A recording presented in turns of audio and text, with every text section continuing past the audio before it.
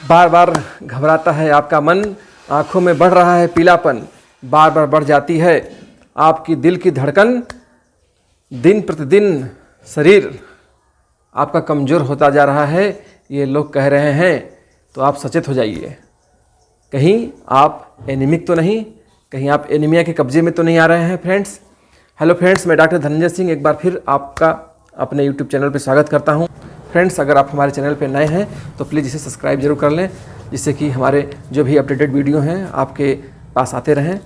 आज एनीमिया पे बात कर रहे हैं, जानेंगे कि एनीमिया क्या होती है और वो जब हो जाती है हमारे अंदर तो उससे हमारे अंदर कॉम्प्लिकेशन क्या होते हैं और उसका होम्योपैथिक में ट्रीटमेंट क्या है।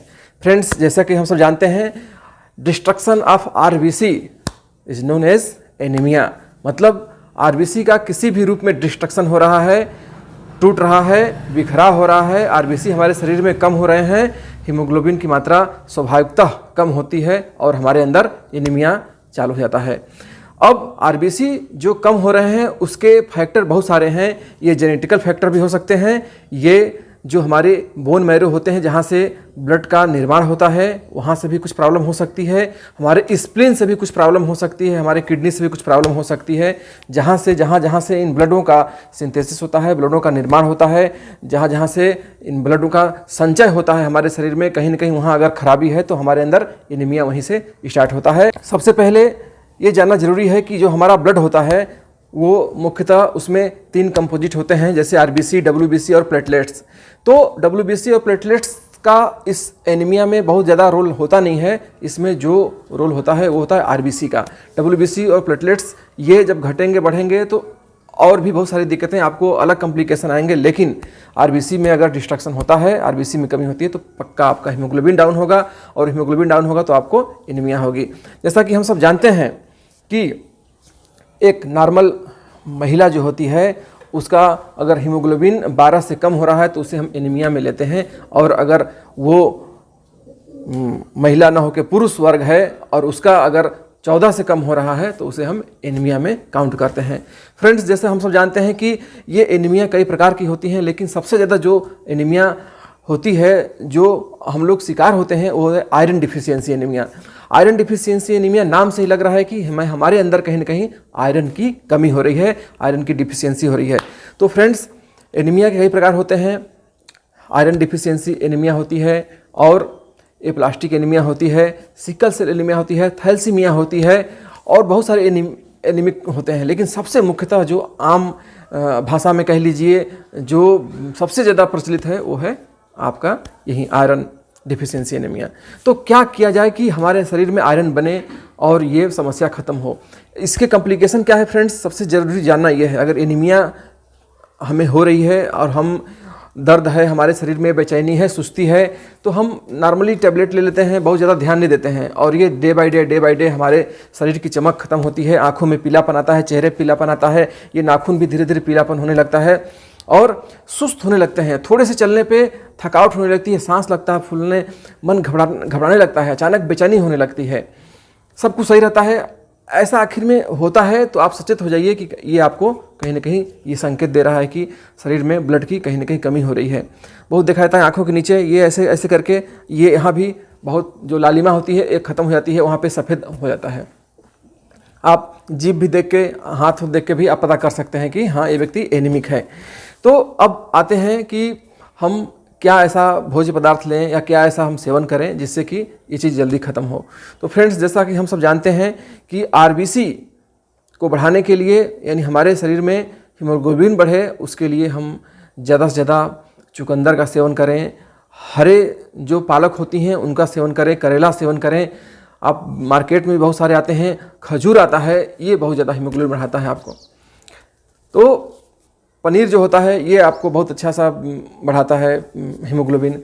तो ये सब तो मान लीजिए डाइट है, आप इसे खाने में लेके हीमोग्लोबिन बढ़ा सकते हैं। लेकिन अगर बहुत ज़्यादा अगर आपको हीमोग्लोबिन डाउन हो गया है, एनीमिक हो गए हैं, आप बिस्तर पे पड़ गए हैं, तो फ्रेंड्स इसमें फिर आप एक रोगी की तरह हो जाते हैं। ये आप खा भी नहीं पाते हैं क्योंकि आपके शरीर की जो भी आर्गन है फंक्शन में वो डाउन हो जाते हैं। वो जैसे आप पेट है या लीवर है तो वो भी सुस्त हो जाता है, आप ये सब खाएंगे तो पचा नहीं पाएगा, क्योंकि आप एक इसे कह लीजिए कि आप एक रोगी की तरह हो जाते हैं।